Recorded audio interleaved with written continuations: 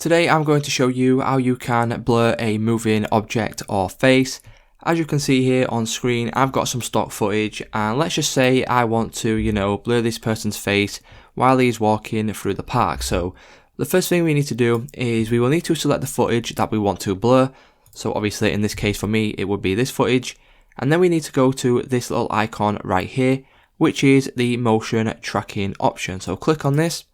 And then what we can do now is we can go over to our preview, double click this box, and then readjust it to fit this person's face right here. So you can resize it and make it, sort of as big as you like. And then what we need to do now is we need to click on Start Motion Track. So once we click on this, what we will do is we will need to make a couple of adjustments. So to do this, what we need to do is we need to play through the footage until we see where it is, not lined up properly. So it looks good to me until this point right here. So what we need to do now is we need to split the clip. We then need to readjust this box right here. So just readjust it to, sort of this area.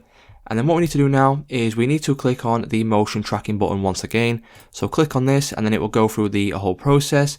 And then we will do one more last cut around this section. So we'll cut again and readjust this box. And then once we have done that again, what we need to do, like the first two times, is click on the motion tracking option.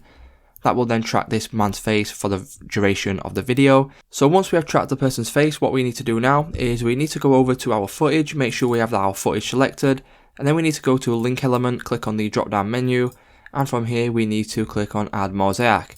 So once we click on that, as you will notice, there is now a blur. What we can do is click on it to resize it, make it, sort of as big as you want. So that looks quite good to me. And from here, if you want to change the style, you can click on the effect right there, and you can choose from the type of, blur you want right here. So for me, I like this one for blurred faces.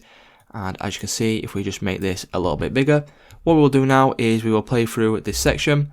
And as you will notice, it is now tracking the person's face. So let's just see how this looks right now.